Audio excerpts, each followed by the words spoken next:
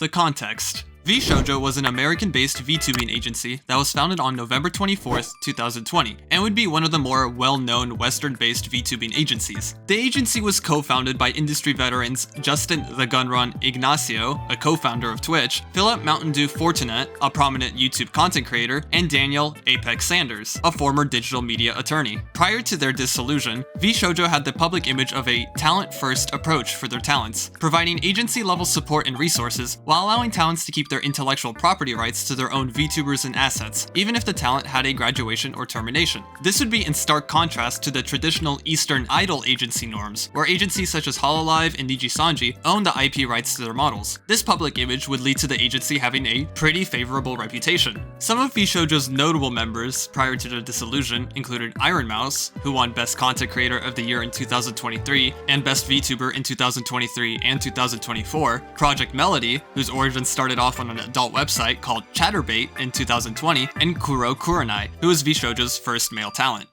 The early drama. Prior to the main controversy that would lead to VShojo's collapse, the agency faced a few instances early on that could have led to an even earlier dissolution of VShojo. The two main incidents were the Nux Taku controversy and the Hogwarts Legacy controversy. The Nux Taku controversy started around October 20th, 2021, when Nux would post a tweet stating that there was an individual trying to dox and swat VTubers through a phishing campaign of impersonating VShojo through emails and a link to their own site, where it would be vshojo.org instead of the official domain of vshojo.com. This would lead to several individuals getting doxed and swatted, where, at the time, 2 people, including Nux, were known to be affected by this campaign, though Nux stated to have provided false information to the doxer. Nux would post a video covering the situation roughly a month later, where he went into detail about the campaign, the impact it had on one of the victims, Saki, and how 12 VTubers were doxed as a result of the impersonation. The video would end positively, with Nux reporting that the doxer was arrested as a result of his and VShojo's efforts. VShojo would express their support and gratitude for Nux's video and efforts through a Twitter post, and added that no talents were impacted by the phishing campaign and the false domain was taken down. While it had initial positive feedback, the majority of VShojo's main branch talent base would speak out against Nux and express disappointment towards Nux and his video for a few days, stating that they reached out to Nux and asked him, out of fear for their safety, to take down the video, but Nux chose not to until pressured to do so on November 24th, 2021. Nux would post a tweet longer on that day, apologizing for any stress that was caused by the video, but mainly focused on clarifying that VShojo was shown this video ahead of time and gave him the okay to publish it. He would also point out that he was part of a 4-hour-long conversation with VShojo's chief cybersecurity officer Phoenix, that included a VShojo executive, Gunrun, and one of the members of the group, who would later be accidentally revealed by Fruit to be Project Melody. A few hours later, VShojo would delete their previous Twitter post that praised Nux and posted a more negative statement towards Nux, which, along with taking back their endorsement, indirectly accused him of lying about information in the video, such as the details of the campaign and the number of individuals impacted. Nux would issue a formal apology on November 25th, 2021, where he would also include the group chat containing the previously mentioned individuals, VShojo's endorsement prior to its deletion, and screenshots of DMs between him and Phoenix that showed Phoenix being completely aware of the video's production and would ask Nux to make appropriate changes and additions when requested, to which Nux would agree to do. He would also state that his brother would be the only person who asked him to take the video down out of fear for Nux's safety. This would end up causing confusion within the community, as Melody publicly criticized Nux on a Twitter post for flagrantly disregarding our team's feelings and the facts our security department shared with him, despite Nux stating in a DM with Fruit that the team, which again included Melody, gave him the okay to publish the video after a few changes. As a result of the leaked DMs, Melody would soon delete her post criticizing Nux.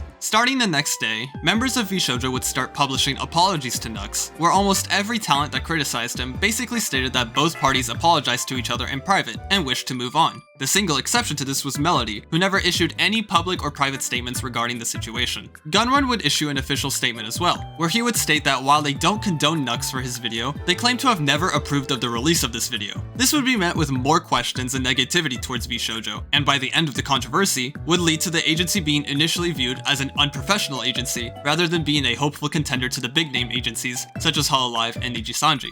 The Hogwarts Legacy controversy began around early 2023, roughly close to the game's release on February 10th, when a growing number of people in the gaming community openly expressed their negativity towards the game due to its affiliation with J.K. Rowling, who is known for their anti-trans stance as a self-proclaimed trans-exclusionary radical feminist, or TERF for short. This negativity would move to include streamers who play the game, as they viewed those who bought the game of supporters of J.K. Rowling and their TERF opinions. This would end up leading to harassment towards streamers who streamed the game, which included a talent of VShojo, Silvervale, who underwent harassment and doxing from the extreme side of the anti-Rowling community. While most of VShojo's talent base and VShojo themselves were initially quiet, Iron Mouse would be one of the only talents who expressed support towards Silvervale. Fruit would post her own tweet encouraging people to be kind, and that she would donate $1 to a charity that supports gender-diverse children for every like on that tweet. However, people initially saw this as a subtle attack towards Silvervale, as she never expressed any support towards her and her situation. As previously mentioned, VShojo themselves were quiet about the situation,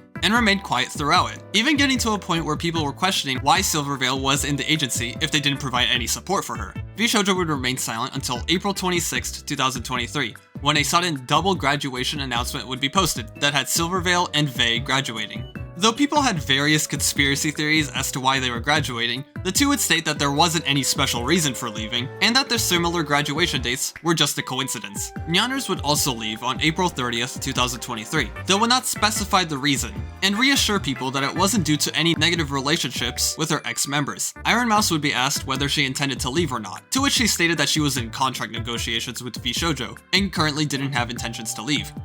The eventual crash.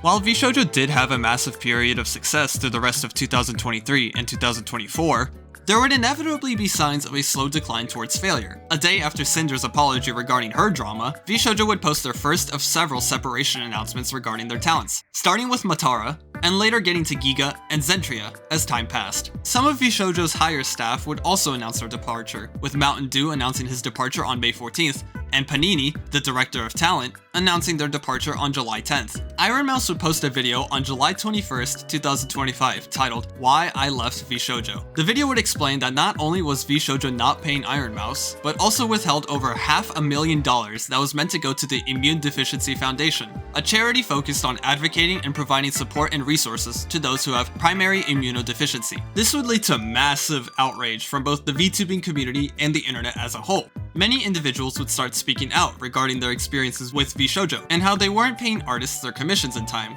or even at all. Others would talk about how Mountain Dew was both harassing talents and shit-talking them to other individuals. Kei-san, a Japanese member of VShojo, would stream a discussion with the CEO of VShojo's Japanese branch on July 22, 2025, where the CEO would confirm the unpaid amount of $515,000 to the Immune Deficiency Foundation, and would claim that, unlike the main branch, the Japanese branch was doing fine, though Kei-san would call him out for knowing that the talents in both the main and Japanese branch were not getting paid, and would announce her resignation to the CEO shortly after. This, along with Iron Mouse's video, would lead to every single talent of VShojo resigning, voicing their own negative experiences in the agency, such as exploitive contracts, mistreatment, and failure to pay the talents. The VShojo responses. On July 24th, 2025, Gunrun would post an announcement that VShojo was shutting down, claiming that he wasn't initially aware of where the $515,000 was going, and spent some of it, as well as claiming that the agency didn't have money to operate on the model that VShojo was initially positively recognized for. Ex-talents would call him out on his supposed ignorance, with many questioning what happened to their $11 million that they raised, and community notes showing that Gunrun was completely aware of the $500,000 fund's purpose. Once NDAs began to expire over time, ex-talents such as Vey would post more detailed information regarding their negative experiences with VShojo, with Vey reinforcing the idea that she, along with other ex-talents, had very predatory contracts that would give unfavorable revenue splits, along with upper management being very toxic towards their talents. At one point, Mountain Dew would try to call Gunrun out for his mismanagement issues, but would quickly face similar backlash due to his involvement and his history of harassing talents. On August 26, 2025, Mountain Dew would post a Google Doc talking about his time at VShojo. He would claim that he was never aware that talent funds were, quote, intermingled with the company's operating expenses, and that he didn't have any direct access to financial resources such as bank accounts. He would also state that a merger was pursued in 2024, but ended up not going through. Generally speaking, his statement's main purpose was to try and deflect claims of his awareness of mishandled funds, but didn't go further than that, which gave him even more backlash, as he didn't refute or even acknowledge the harassment allegations from Vey and Nyanners. This can be speculated as him focusing on deflecting the main criminal allegations of embezzlement and fraud instead of the creepy asshole allegations of harassment, as one of them would guarantee land him in jail, while the other would mostly just harm his reputation, and maybe face a lawsuit later on. It's an ugly situation that's still ongoing as of this video, with eventual legal proceedings being another massive part of the controversy when they eventually occur. If I were to put my 2 cents into this, I believe that at least one individual will be prosecuted for embezzlement and violating labor laws. They will plead guilty and face prison time. Though my guess is no more than 10 years, maybe like 6 to 8 years, I don't know. I'm not like really into law like this, so I can't really give a good number. They will try to file for bankruptcy over the situation, but most likely it will fail due to the federal crimes that have occurred. The big question that I have is whether Gunrun will be forced to assume the debt himself, or whatever shareholders of VShojo are. Let me know what you guys think.